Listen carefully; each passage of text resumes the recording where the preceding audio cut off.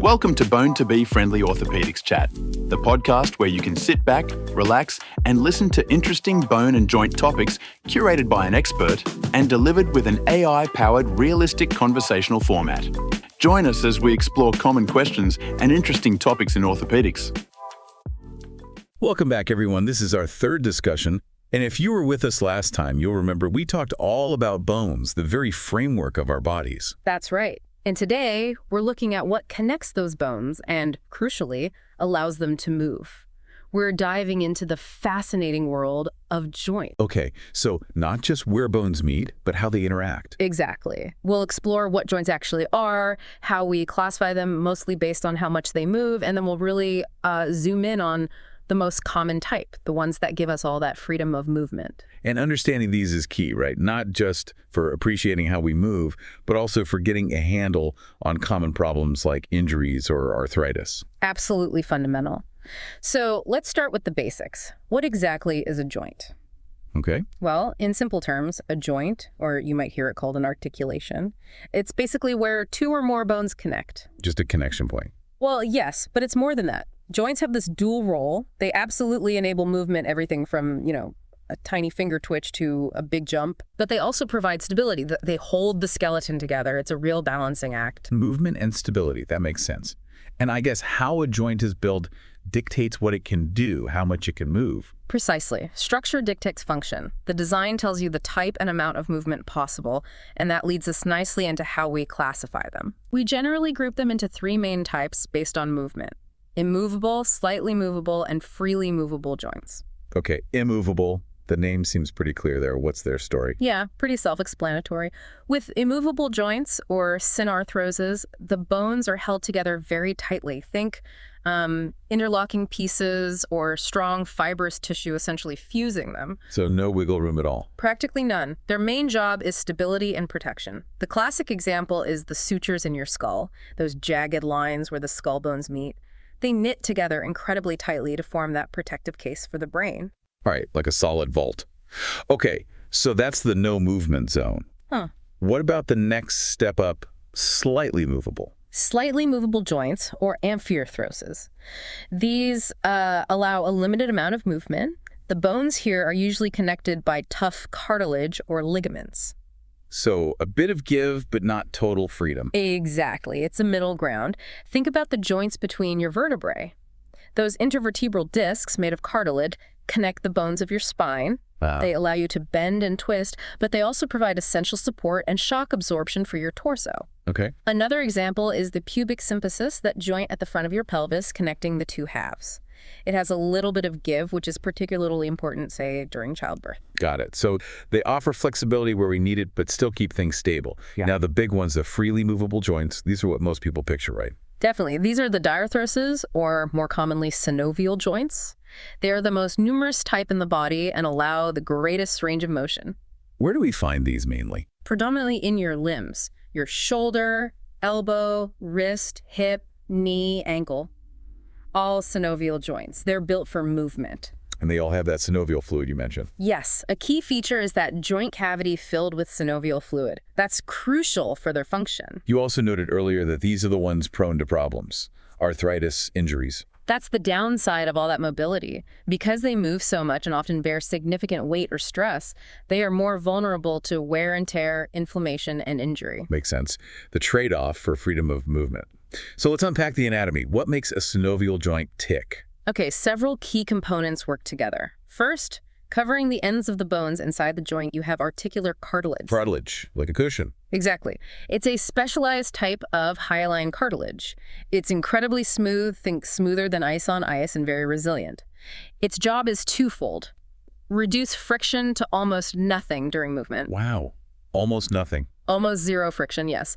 And also to absorb shock, spreading the load across the bone surface. It's like a built-in, super slippery shock absorber. Okay, super important stuff. What else? Then you have the joint capsule enclosing the whole thing. It's a tough, fibrous sac that surrounds the joint, creating a sealed space. Like a container. Precisely. It provides structural integrity, holding the bones in the right relationship. And inside that capsule? Lining the inner surface of the capsule, except over the articular cartilage, is the synovial membrane, or synovium. Oh, okay. This is a thin layer with spiralized cells called synoviocytes, and their main job to produce that vital synovial fluid. Right, the fluid. Tell us more about that. What does it actually do? Synovial fluid is amazing. It's usually clear and quite viscous, like egg whites maybe.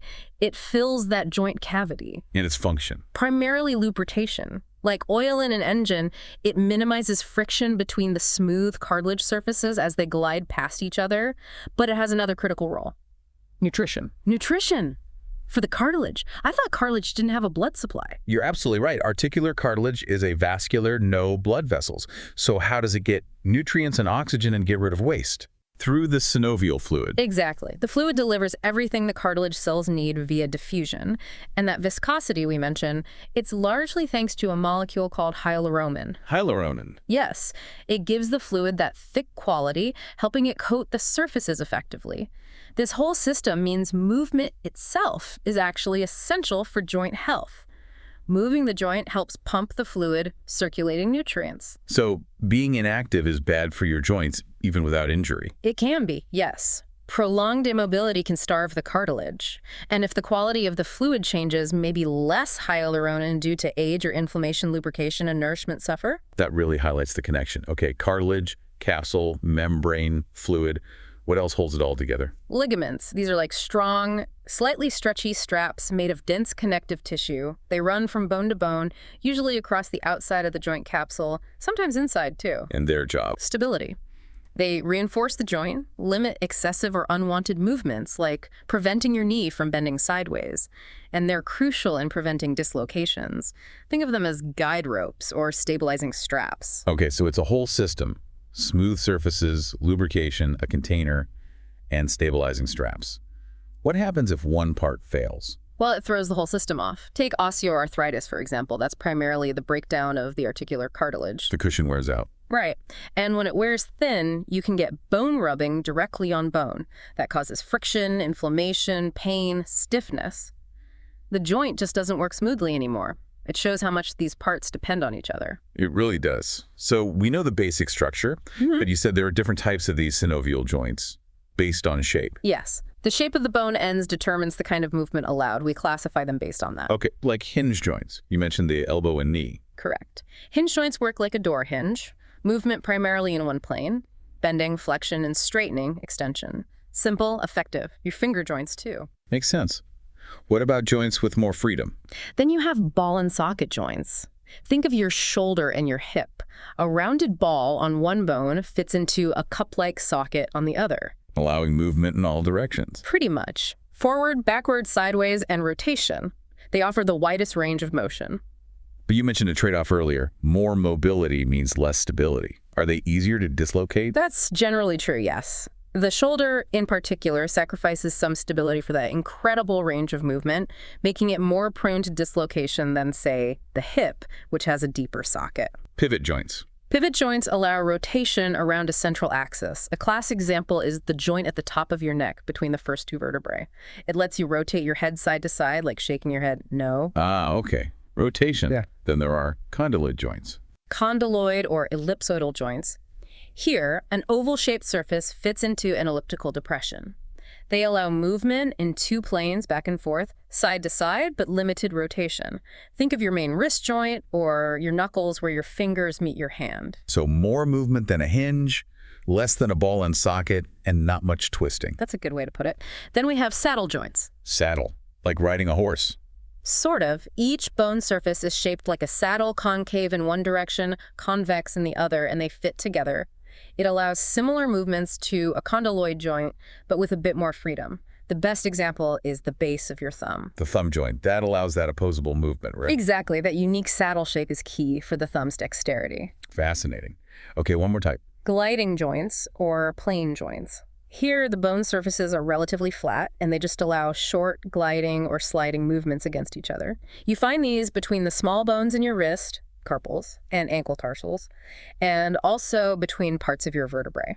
So lots of small adjustments rather than big movements. Right, it really is a whole spectrum of joint designs, each tailored for specific functional needs. And it all comes back to that balance you mentioned, stability versus mobility. Absolutely. Highly stable joints, like skull sutures, sacrifice movement.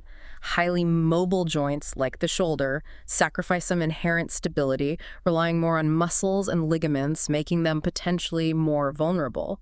It's an elegant design, really. Now let's touch on those common problems again. You mentioned arthritis, generally meaning joint inflammation. Yes, it's an umbrella term for over 100 conditions causing joint pain, stiffness, swelling, and reduced motion. But the two big ones people hear about are osteoarthritis and rheumatoid arthritis. Okay, osteoarthritis, or OA. You said that's the wear and tear type. That's the common description, yes. It's the most frequent type. It involves the progressive breakdown and loss of that articular cartilage, the cushion. So what happens then? As the cartilage thins or disappears, you get that bone-on-bone contact. This leads to pain, stiffness, often some swelling. The body might try to compensate by forming little bony outgrowths called bone spurs or osteophytes.